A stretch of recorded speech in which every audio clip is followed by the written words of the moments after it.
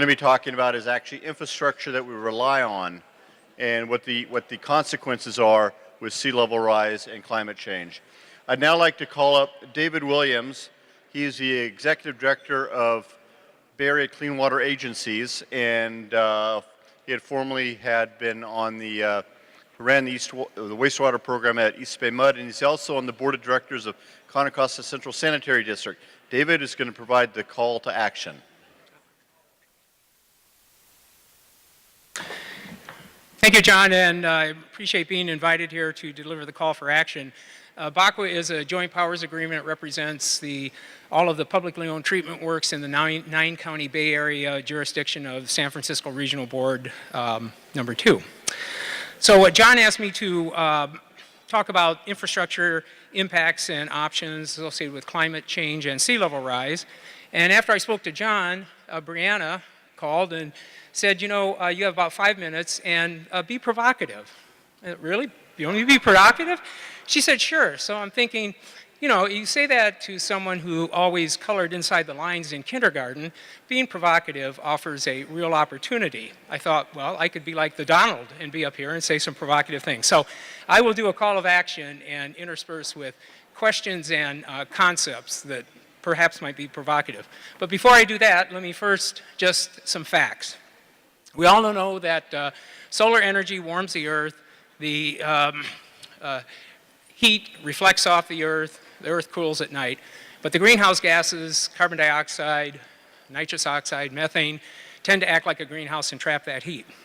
The result is you get the global warming. So going back 800,000 years through ice core samples, so 800,000 BC to the year 0, scientists determined that the carbon dioxide concentration in the atmosphere was somewhere hovering around 250 to 280.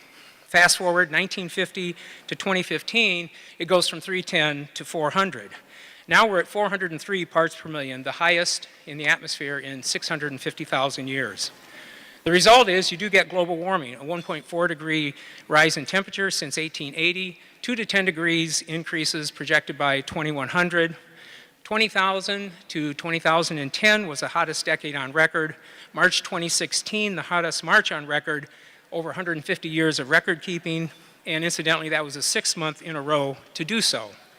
The result is sea level rise. Globally, we've experienced 9 inches in the last 140 years, with 24 to 60 inches predicted by 2100.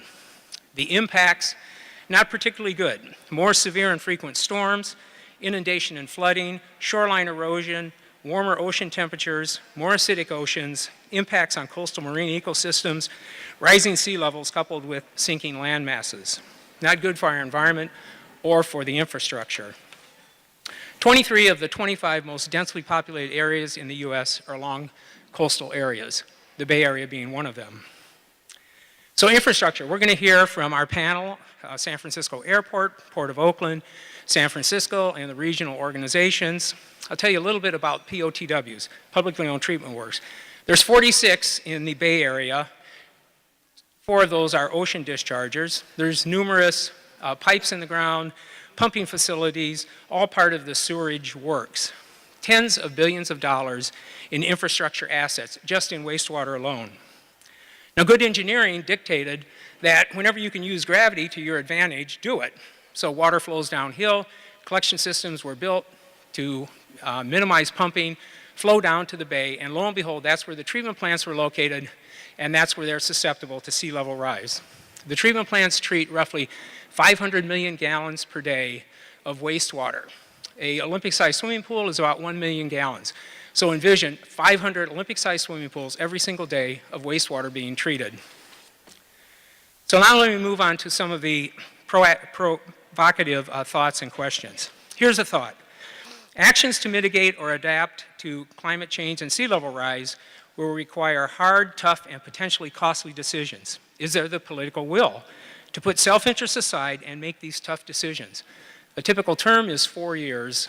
We're trying to make decisions 20, 30, 50 years out. Another question, is it real? I know you're all the choir, but there's 7 million people in the Bay Area. To act to protect infrastructure, you need to truly believe in global warming, sea level rise, man's influence, and that you can actually do something about it. Some believe that the Intergovernmental Panel on Climate Change was a stacked deck. Only true believers were allowed to participate. Is it noteworthy that 31,487 scientists signed a petition rejecting the Kyoto Protocol?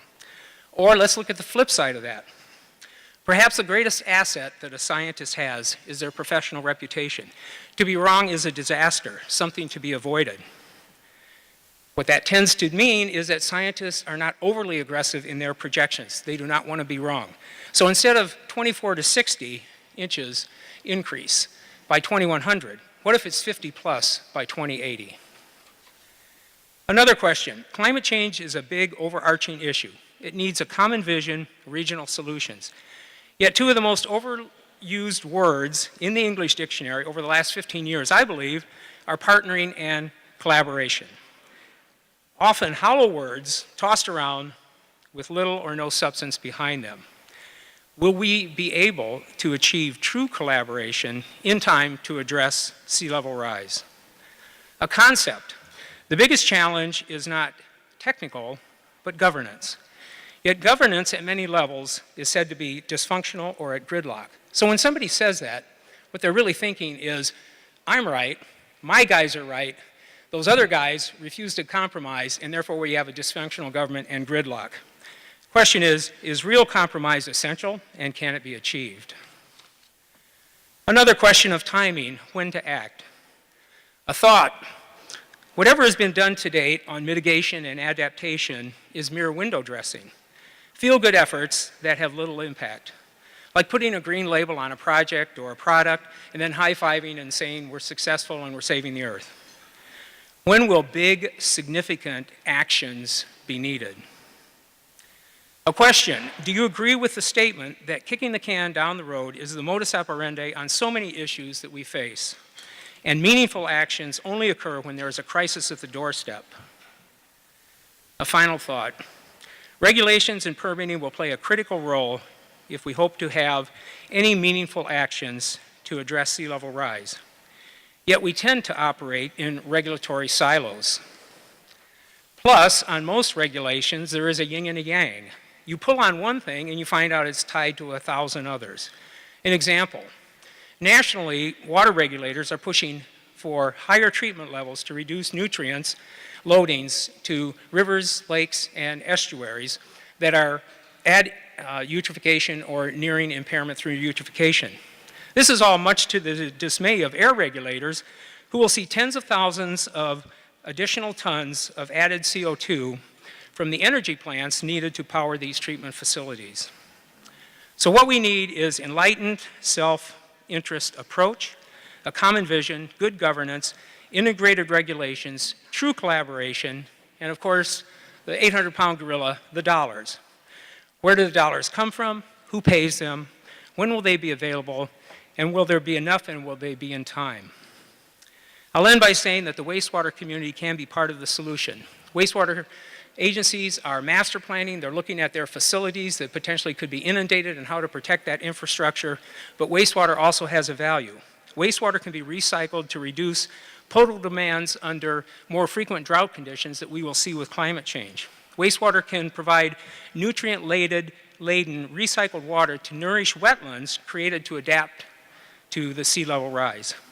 And wastewater can generate renewable energy from organic waste through an anaerobic digestion process to help mitigate climate change by reducing greenhouse gas emissions from traditional energy sources that use fossil fuels. So I hope in these call to actions that I have raised some comments and questions that perhaps our panel can help us understand how they are addressing some of these, what I see as hurdles. So I'll now turn it over to Tom, who will moderate our panel. Thank you. Thank you, David.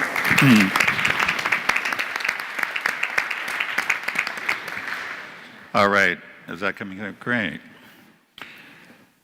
Great job, David. Donald Trump, no wait, that was last. Sorry, that was a panel I did earlier today. So, from the airport standpoint, you're right there on the bay, sea level rising, very imminent threat. Your reaction and some of the challenges you've heard today. Yeah, yes, you know, SFO being right on the bay, you know, sea level rise and flooding, which we do have even flood risks today, is a real concern for us. And, you know, looking forward and looking at what sea level rise means for the airport and how we address it is something that we've really started to concentrate on and try and look at what a program to protect SFO would be. We're getting to the point where we're starting to look and wanting to look at more detail of what that actually looks like. And that's really the driver for that is really our concern for near-term flooding, which we also have to have in place in order to protect against sea level rise. So, you know, that's what we're kind of looking at right now in terms of sea level rise. And what does that mean for us? What scenarios do we plan for? What agencies do we have to interact with, get permits from, and collaborate with? I know. I The like keynote collaborate. I don't speaker know why didn't like that word, but I do think it's something that we are going to have to do to be successful, not just for the airport, but for the region. You know, the obvious would be the runways right on the bay. I mean, how do you deal with that? Mm-hmm. You know, the runways, airports are, well, San Francisco Airport is a very small airport. We're very land constrained. So, and with that, the FAA has clearance requirements for, you know, the approach slopes, for runway safety areas, for object-free areas, and those are going to set some of the parameters of where we put our seawalls. And being so constrained, what we're looking at now is we focus more on actually what a seawall needs to look like at SFO.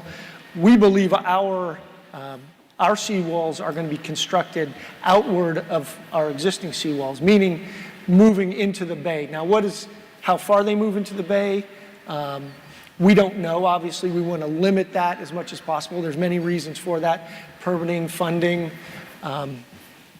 mitigation. But as we start to look at it, especially around our runways that extend out into the bay, those land constraints are going to be a driver in our solution.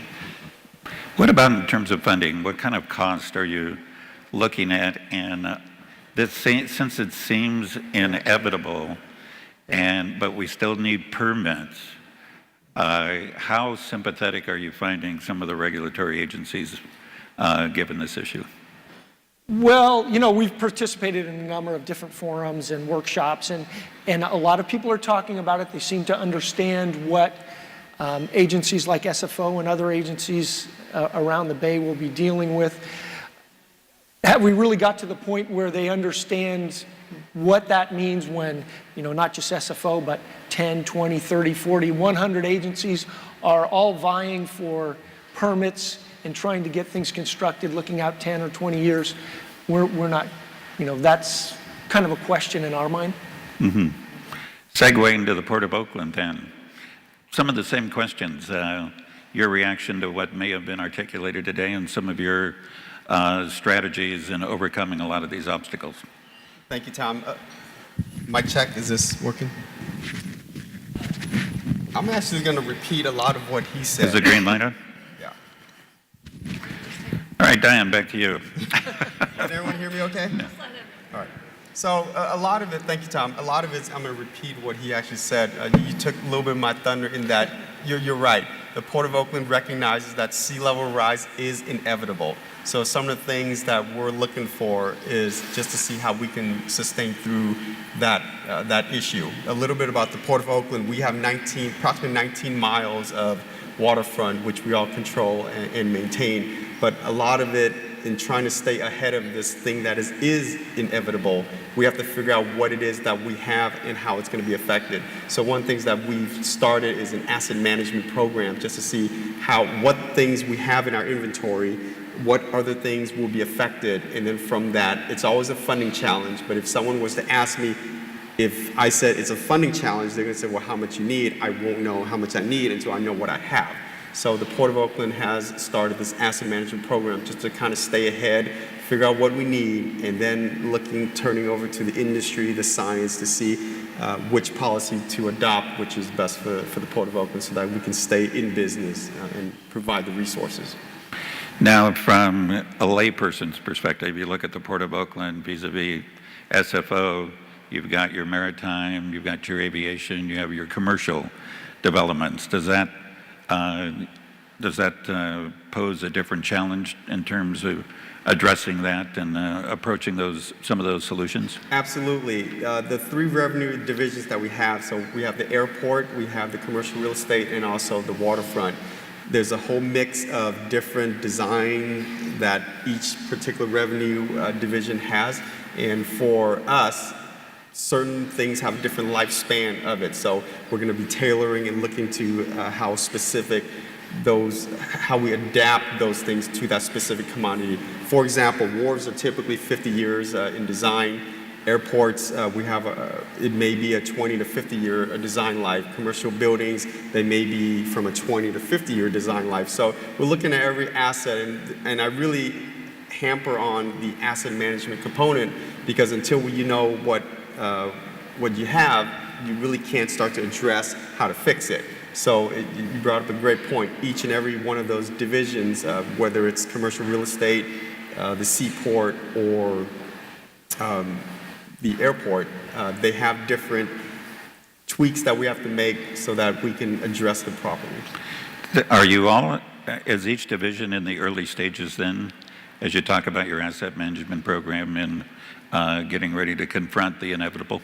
Yes, we're not as far as we like to be, but we are in the infant stages for pretty much each of the revenue divisions, in that we're trying to categorize what we have in terms of asset management. From there, we're hoping to see how bad things are.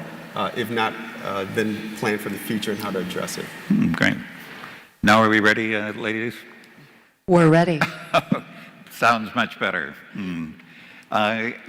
Your reaction, some of the same questions, and from your more regional perspective. Right. Well, Joe and I were talking right before this about, this is one of those issues that I think we recognize we can't plan for in isolation, site by site. That, we've stuck everything in our region, the pipelines, energy, our energy system, our water treatment facilities, much of our transportation, our rail system is in these flat fill areas around the bay. And our communities rely on this infrastructure, our economy relies on this infrastructure. And so, I think all of us sitting up here are a reflection of the kind of collaboration that needs to be taking place on a regular day-to-day basis. We have regional agencies working with two of our key assets, two fundamental assets in the region, along with a city, and having cities at the table and thinking through the kinds of roles and responsibilities everybody has in planning for and around the implementation. I think there's roles that the regional agencies can do to prevent some of the site-by-site planning that could do harm to neighboring jurisdictions or neighboring assets if not thought through in a more holistic, comprehensive way. And even, as we're talking about, are we all planning to the same water levels? Are we operating with the same set of information as we're going about kind of thinking through our implementation strategies? And I do think that there's a place where we need to come together and think about this and prioritize, begin to think through how we phase this and put the right resources where they need to be at the right time.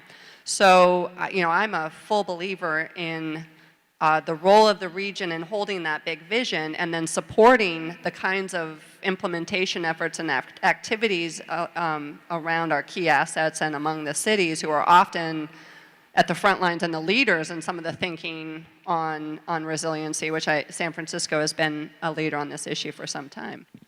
A follow-up to that, you mentioned there could be downsides if some of that armor starts breaking up a little bit. Well, and many decisions are made on the local level, local cities, not as many as large as city and county of San Francisco. And how do we keep everybody, at the table together, moving forward collaboratively? Do you have an answer? No, just kidding. No, I think obviously the resources are going to be an important part of this, as they often are. But I think, again, this issue is one where we recognize this isn't, we depend on each other, and we're going to need to come together to come up with solutions. This is a new issue for so many people. We are planning for things that we've never had to plan for before, and the information we're getting and understanding, where our vulnerabilities are, and even what are the solutions to addressing some of those vulnerabilities, those are things we need to be doing together and learning from each other, and also this whole notion of the right roles and responsibilities in the right places. So lifting up the work, helping others take on some of the best practices, and disseminating the information. Very good. Segueing to the City and County of San Francisco. Yeah, hi, thank you. So when the city published its vulnerability maps several years ago, we were able to really see that a lot of the end-of-century sea level rise numbers and even some of the mid-century numbers really follow the line of historical fill around San Francisco, and I mean that's troubling. I mean it puts some vulnerable communities at risk, and so there's a social equity component to making sure that we make this call to action, not just for the city, but also for the region. And so on the heels of really getting into the details of what those maps were telling us, we worked with Mayor Ed Lee, who convened a Sea Level Rise Coordinating Committee last February of 2015, and that consists of all the city departments that touch sea level rise in some way, make decisions in some way, own property that could be subject to sea level rise. And we developed an action plan that we published last March that looks at all of the city's assets and looks at all of the different vulnerability and risk assessments that have been done so far, and highlights that there actually is still a lot of work to be done. So we have some of our major asset holders still need to do some of their asset management and risk analysis work, but we need to combine all of the different departments' work and really understand how, from a multi-sectoral perspective, how we can solve this problem by overlaying all of that information onto our low-lying areas and really, cutting through and streamlining some of that information so that we can collaborate and work together. And so now that is exactly what we're doing. And now that we're implementing that plan, the first step is, as I said, to complete the assessments that haven't been done so far, take the ones that have been done, especially the ones that have been done by the port, the SFO, but also the port and the Public Utilities Commission and some others, Department of Public Health, and really understand how they fit together and develop a decision-making framework to actually move forward in developing short-term ideas on how to solve these infrastructure challenges. And I mean, some of these challenges are really enormous. I mean, funding is one huge issue. Infrastructure financing is a huge issue. I think getting people to care about this. I mean, here we are in a room with people who really understand these issues, and we're very much an island in some ways. And when people are struggling with housing, transportation, getting to work, working 2 jobs, I mean, there's definitely a component of this that has to reach those folks so that they understand that their children and their children's children are going to actually be living with our actions. And I'm preaching to the choir, but it's a challenge just to get people to understand what it is that we're talking about, what it is that they're going to have to fund in their future. There are serious regulatory challenges as well. As you heard, SFO, we're going to have to fix our seawall. We're going to have to fix our runways. That's bay fill. So how are we going to mitigate all of that? How are we going to actually get the regulatory agencies to come to agreement? And those are just big challenges that we're just starting to crack the nut on. And I'm excited because I do feel like this, as daunting as the challenge is, I feel like we are working together, we are collaborating. And as a city in the region, we are starting to work with other cities in the region. One avenue is through the Bay Area Regional Collaborative. There are other avenues as well. And I think I am starting to see that collaboration really come to fruition, and people are starting to talk. We realize the bay is a bathtub. You do something in one part of the bay, you could affect the other part of the bay. And there's just no reason why we shouldn't be working together and really talking about regional infrastructure financing. The bay is a bathtub. But you touched on something that was going to be my next question, and that is the sense of urgency. Everybody in this room, you as leaders in your respective agencies, and maybe this is a question for you, but do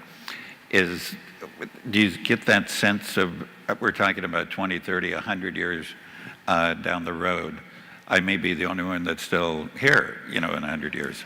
Do you get the sense from your stakeholders as to that same shared sense of urgency? I do.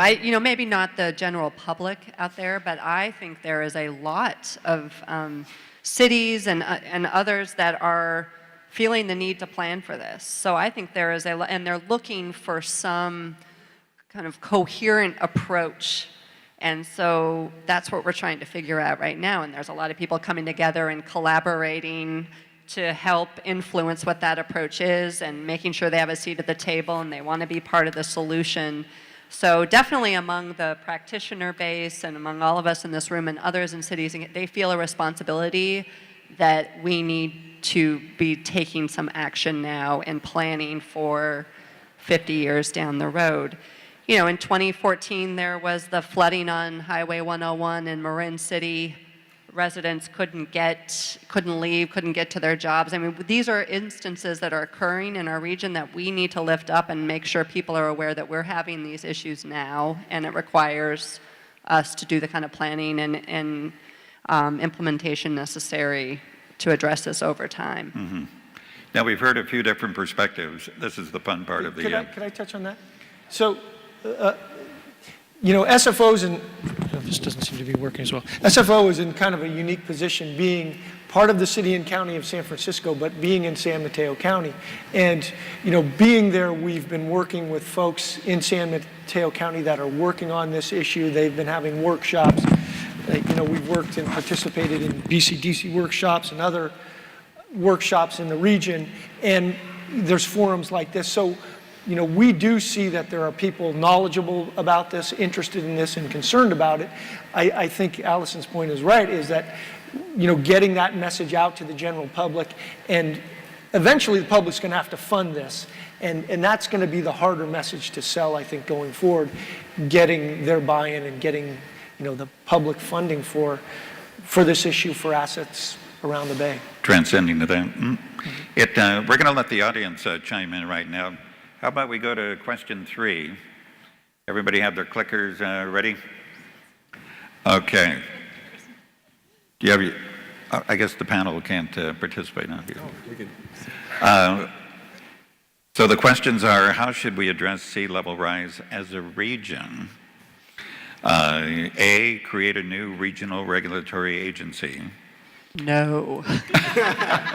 We already have you, although you're not a regulatory. Assign the regulatory powers to an existing authority. Deal with the issue project by project. Or D, none of the above. So let's vote.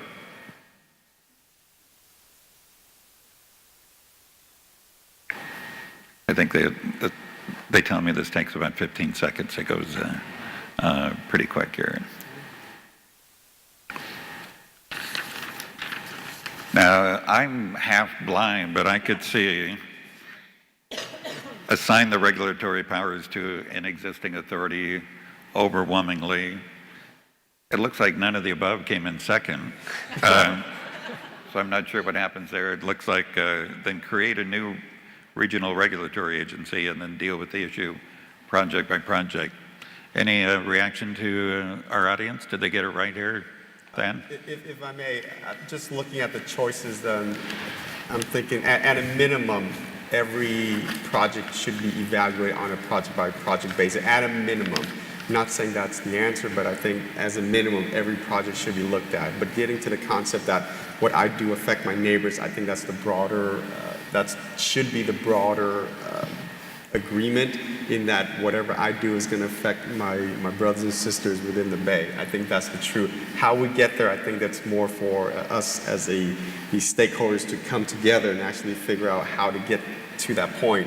Necessarily applying to an existing agency, granting powers to an existing agency, sure, that might work, but I think that's more of a collaborative, getting back to that word collaborative decision that has to be made. But at a minimum, definitely project by project, but I think it should go more beyond that, in that I'm going to do something, it's going to definitely affect my brothers and sisters around the Bay.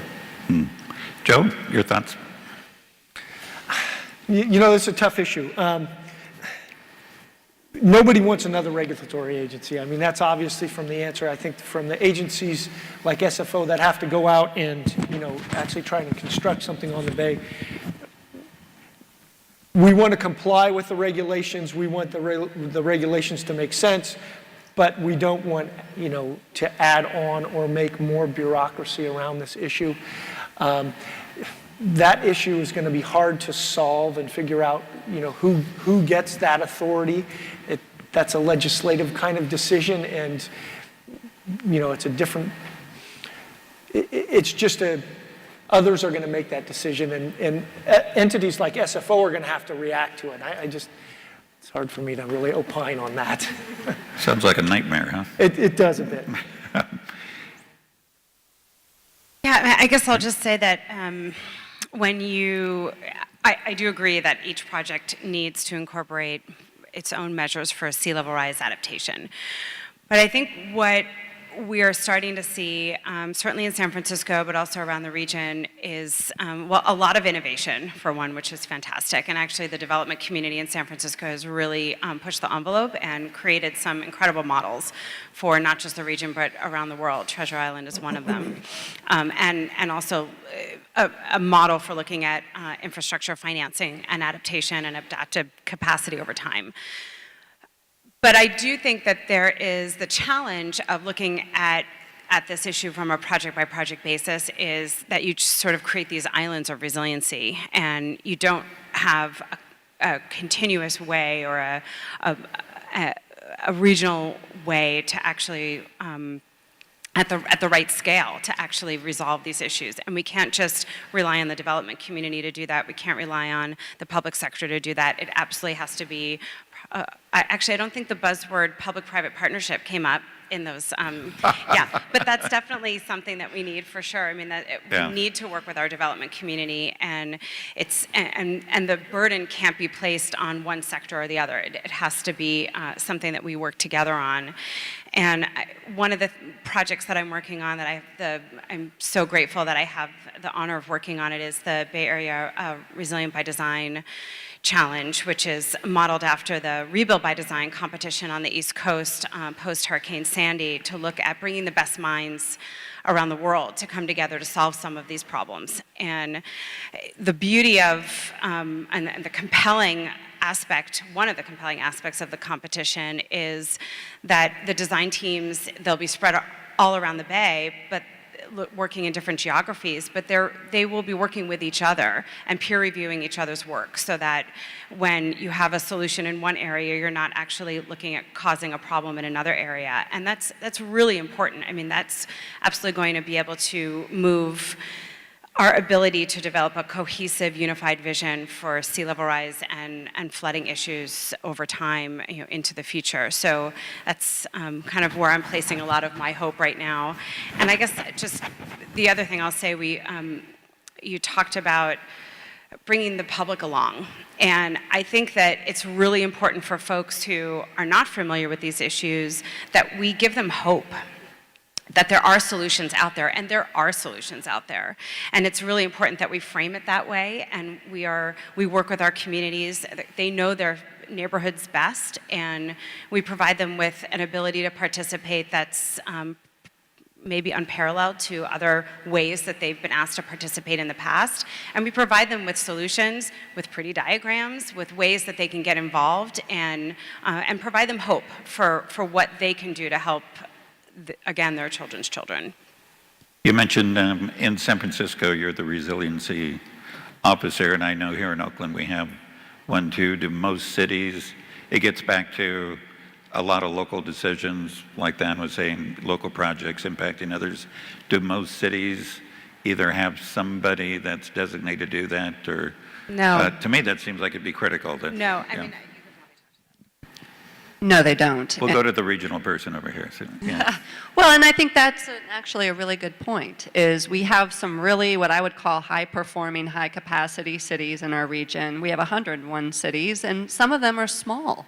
They have one staff person that's doing all of this. They're the, the public works, and they're the resiliency officer, and they're don't have the capacity to do a lot of the type of planning. And so I think our region is only as strong as our weakest, our weakest member and our partner, and that we need to figure out a way to disseminate and lift up and make sure that everyone has that capacity. And I don't think we should expect necessarily every city to be able to have a resiliency officer. So we need to find some other ways to more comprehensively do this planning and be protecting the assets and the people that we need to as a region and create a more resilient region. I think Measure AA is a really wonderful example. I'm sure it's come up. I wasn't here a little earlier, but I'm sure it's come up. And if nature-based solutions can't be one-offs, we need to be thinking about these holistically and as a region, just like any other infrastructure investment that we're going to be making. And certainly our transportation systems are not a site, jurisdiction by jurisdiction or site by site. We can't view them in that way. They are the link, and they are between our communities, between jobs, between our assets, and that we need to be taking a regional approach to that infrastructure as well. So there's a place for all of this, and I think we can find a way, and we already are, and working together in a really collaborative fashion. And we do not need any more government in this region. We need to empower the right entities to take on that role, and it's a new role, and we should empower them to take that on. And it's going to be critical moving forward. I'm glad you mentioned Measure A. I was going to bring that up. Does anybody not know what Measure AA is? All right, good. Dan? I do not know Measure AA. Okay. Do you want to try to explain it to him, or would you Well, like? it's a bond measure, parcel tax measure on the June ballot, $12 parcel tax that's going to support a number of wetlands projects and other projects around the Bay. And it's the first regional measure that's ever been put forward in our region, a regional funding measure for this investment. And I believe it would generate $500 million. $500 million. 20 years. 20 years. A little bit of a drop in the bucket. Do you think that is going to be a barometer as to how seriously or a sense of urgency Bay Area voters feel about sea level rising? Well, I don't think it's being framed as a sea level rise measure. I think it's being framed from an environmental perspective. Let's protect our most beautiful natural asset, being the Bay. But that's certainly a benefit that can come out of it. So. One more question, and then we're going to open it up for some questions for the audience. So, audience members, get teed up here. And that is, as this organization, which we're all proud members of, Bay Planning Coalition, what, from your standpoint, could an organization or regional organization with a dynamic leader like Mr. Coleman over here, any suggestions for us on how we can be better partners, better supporters, offer strategies that could hopefully complement what you're doing in the trenches day by day? Ben? One of the things I heard was public knowledge. I mean, I'll just use myself as an example. 6 years ago, I didn't even know what sea level rise was. And so after talking to knowledgeable people, going to seminars, great events such as this, I think one of the key is trying to educate people on what sea level rise is. And I just talking to my neighbor last night. I said, hey, I'm talking about sea level rise tomorrow. What is that? So it's part of doing the public outreach. I think Bay Planning, with its huge influence and the very vast experts in its membership, I think that as an organization could be very helpful in educating the public, provide the nice diagrams that you mentioned, and get the word out, and just have people get interested, know what it's about, so they can better make a decision when something like a measure comes up, so that they can support it. Good. Joe? Yeah, I think they play a very vital role in that advocating for this kind of, holding this kind of event, advocating, be an advocate for those of us that will be doing work on the Bay to help work across, jurisdictions and support that kind of work. And, maybe as a resource to bring knowledge together to be shared across a broad spectrum. SFO can bring a lot of information to, about the effects of sea level rise at SFO. They may have some effects on the local jurisdictions. We need to work with them for that, Bay Planning being involved with some of these other smaller cities and helping to advocate for this issue and bring people together, I think is important. Yeah. Continuing on with Diana. Yeah, I would say events like this are really critical. Just talking to each other and hearing about these issues and having even casual conversations about how we can work together and the things that we're each individually doing is really important. But also, a lot of the membership here holds assets that are vulnerable and right along the coastline and affect the Bay. And the employees who work in those plants many of them, brilliant engineers, hiring brilliant consultants. And so where are those big ideas? Are there big ideas? And can we harness those and really understand where they're coming from and what it is that you're doing on an individual basis for your individual discharge facility that's actually doing really good things to help the Bay and help heal the Bay and protect our neighborhoods. And how can we get those ideas to each other and sharing information? I think that's really important. Good. And Allison? Well, I agree with what everyone says. I think what sets this region apart often is the high capacity leadership, of organizations like the Bay Planning Coalition. I do want to thank John and Brianna for inviting me to participate in this today.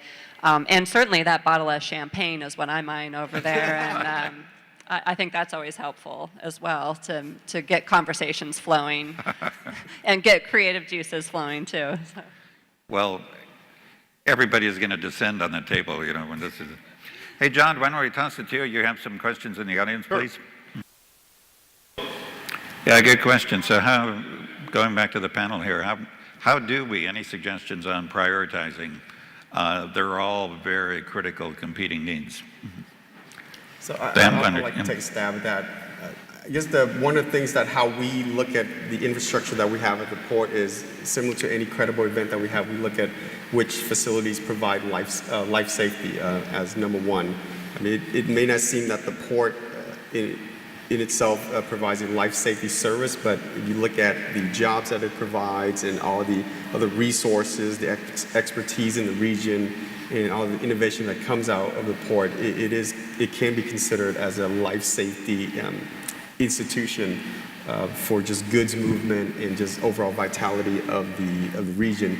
But I can't really answer Jim's question because I think that is one of those things that has to be discussed among as a group, definitely. But as a port itself, we believe that it is vital to the area, for the Bay Area, and as the mega region and the state and probably the world, in that we keep things moving and we stay in business. But I'm sure Joe. So your top priority would be the Port of Oakland. No? That's right. But I'm sure Joe can make the same argument for him as well, and he would have a. No, I hear. But some of the items that you had mentioned, goods movement and others associated, extrapolate that out, and you come to some of those priorities. Right. And yes, SFO wants to protect SFO, but nobody can get to SFO if 101's flooded, if BART's flooded. There are regional pieces of infrastructure that are important to to the Port of Oakland, to SFO, to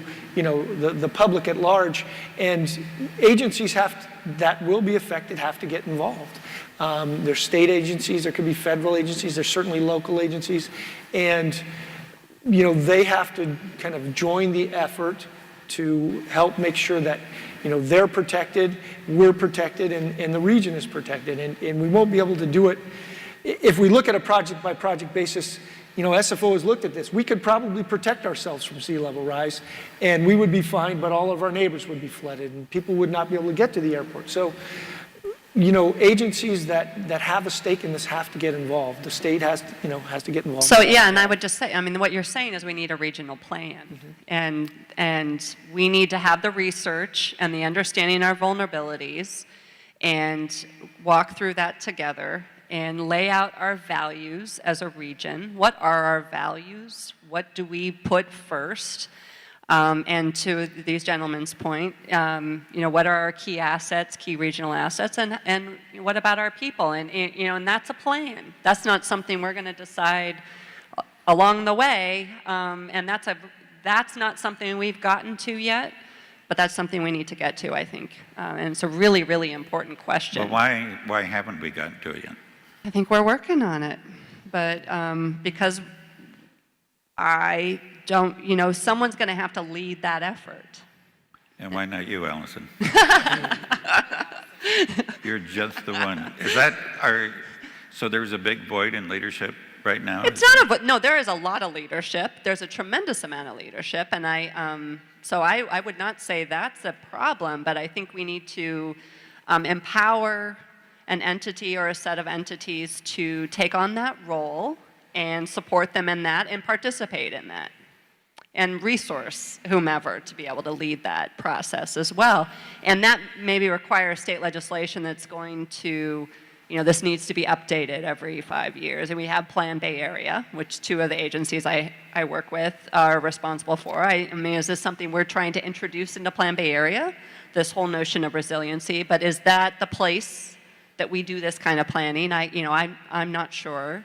But so, that's something we need to undertake, and we need to start figuring that out now. I know at the end of this discussion there's a call to action. It sounds like that should be one of the calls to action, to identify whatever that process or vehicle is to start getting the plan that Mr. Hausner articulated.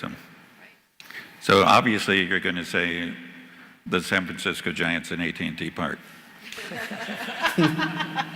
And the future Warriors Stadium, sorry. No, they're staying right here, lady. I'm sorry, but no, go ahead. Good luck with that.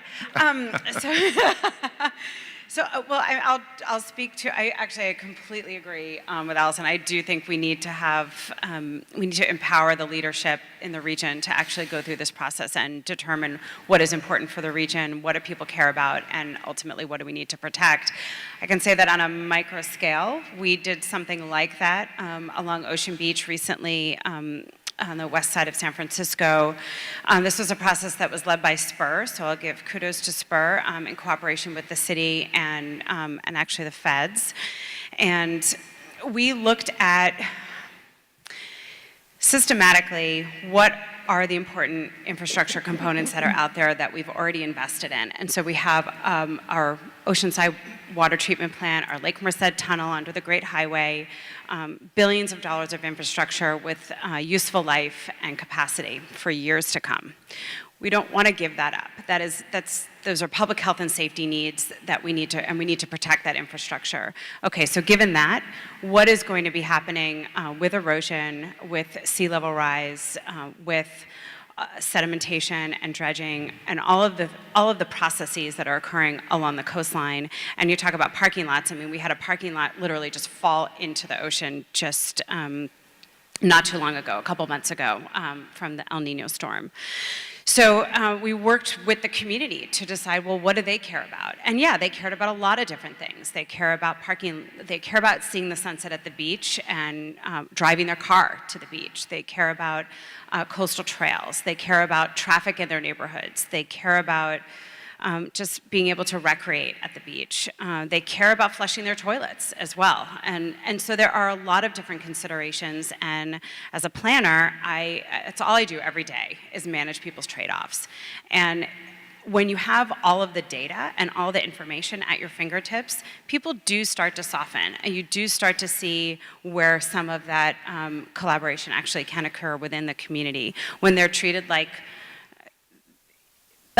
they matter, and you care about their opinions. You bring them in and you work with them to help them understand what information we're working with, what's going to happen, what are the pieces of the puzzle, how much money we have, how much money we would need to raise to do all the things that need to be done.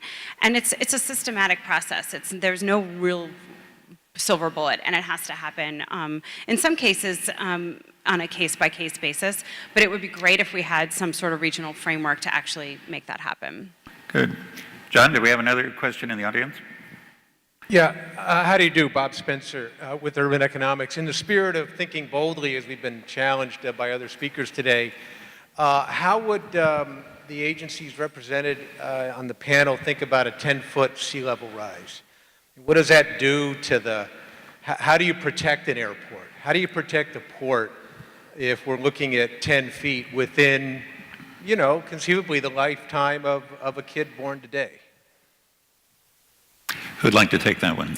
I could start with that. So 10 foot, first of all, I'm going to stab it from the perspective of what gets affected first. So a lot of our wharves are pretty much at 14 feet or so above the mean low level of water right now.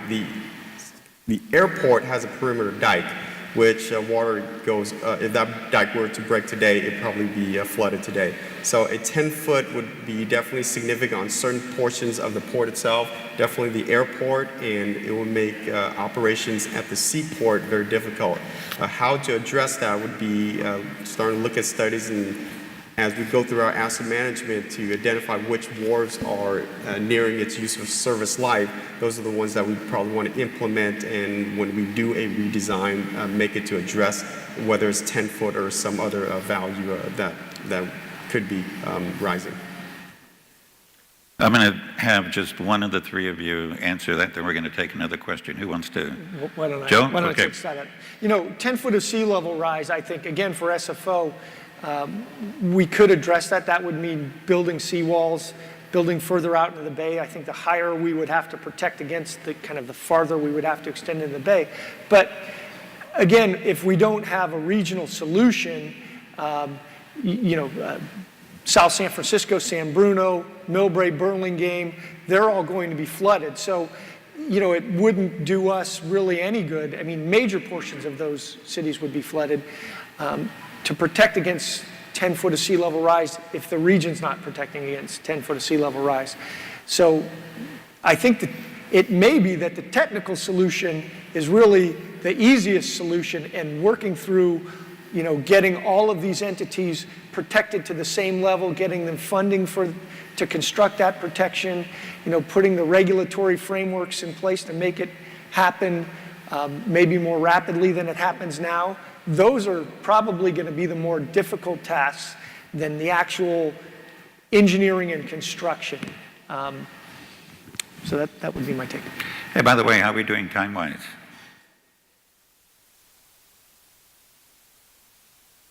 15 more minutes?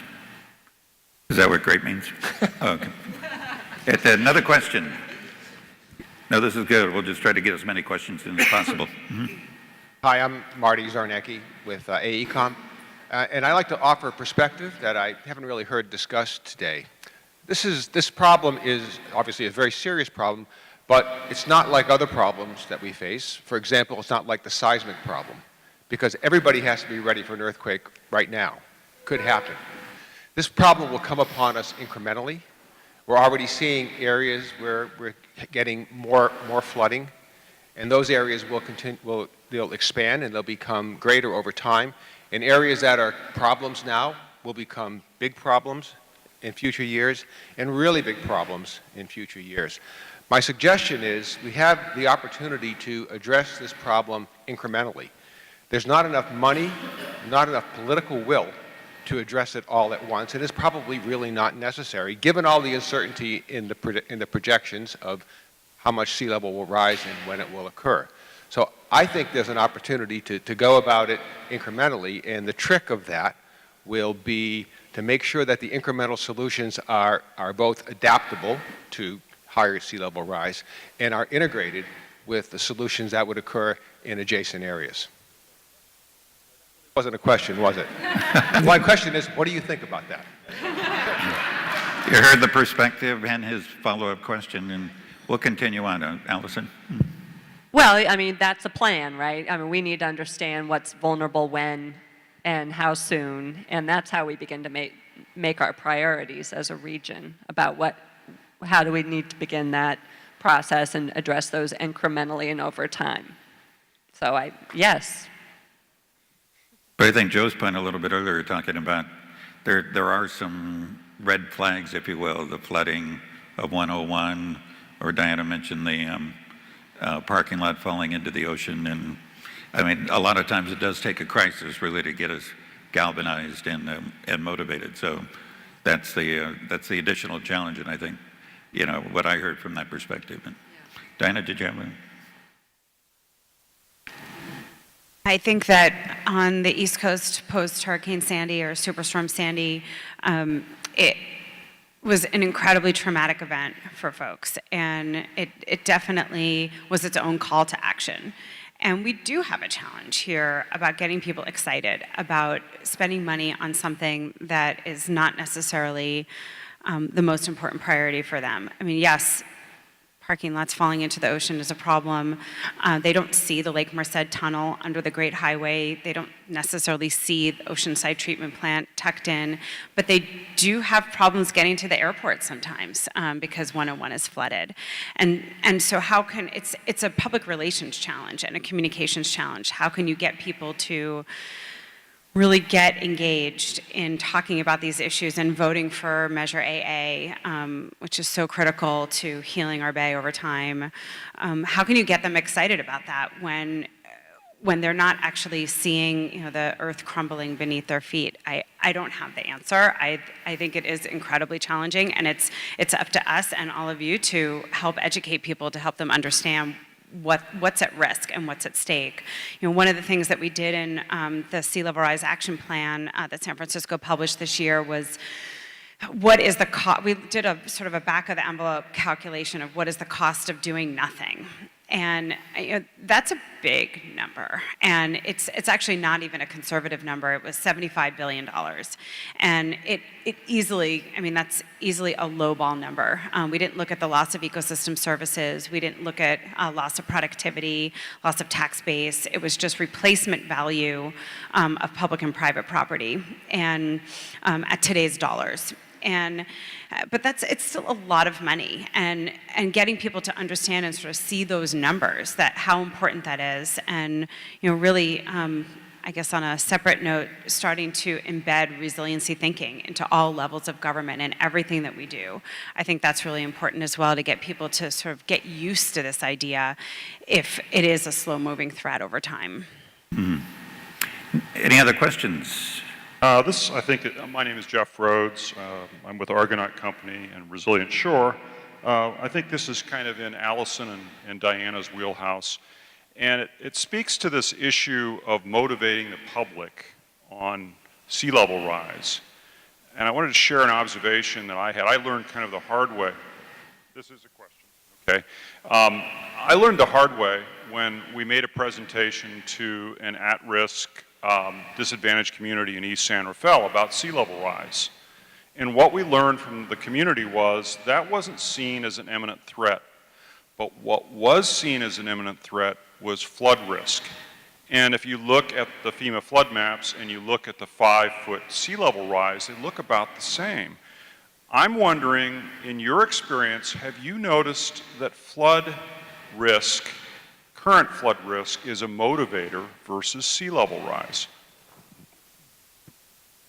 It is if you live in a place that floods regularly, I suppose. And I think there are communities that are experiencing that in our region, and that's probably the entree the entry point that you want to start talking about this issue, come with people where they are and the issues that they're dealing with. So, and I think to Diana's point, where we want to get is where we're thinking about resiliency in all our planning activities or our construction development activities moving forward, regardless where we are. But, how we get communities engaged, certainly we need to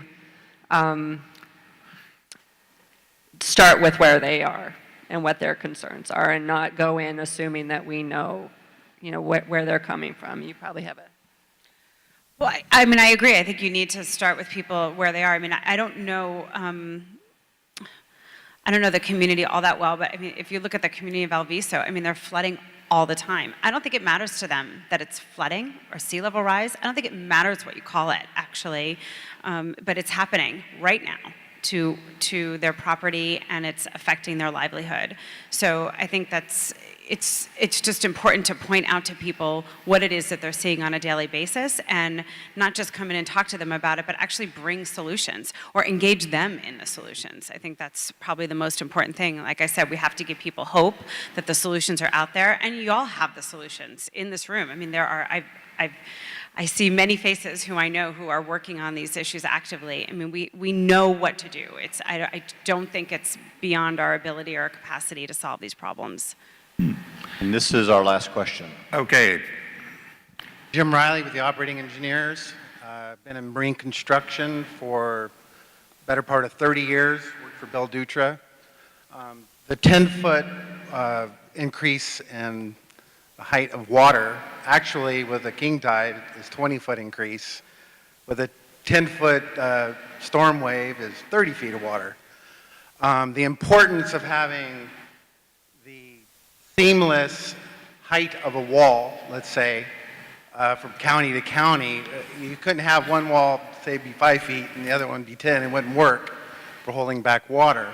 My question is, do you see having a regulatory agency that would have ultimate control of keeping that consistent plan in place so it all comes together? Because it won't work if it doesn't. Going back to your bathtub analogy. Do you see a super agency out there or one better fit to address so all of the communities throughout the entire Bay region are respected accordingly, and potential issues are identified as such? Or is this something that we're going to have to continue to wrestle with under a new plan that you had suggested? I feel like I'm stepping into something here, but It's too late for that.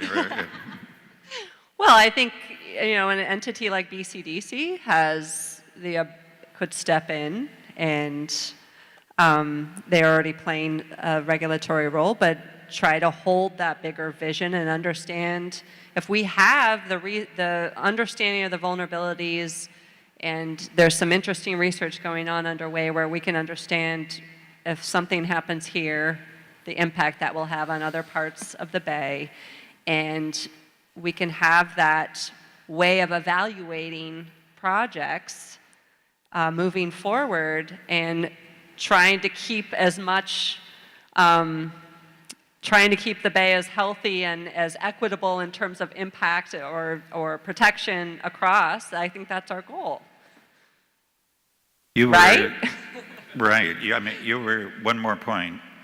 You four were outstanding. I think we need a round of applause for these guys. But we're not finished yet. Let's go to question 2. Get ready with your clickers out there. One final vote.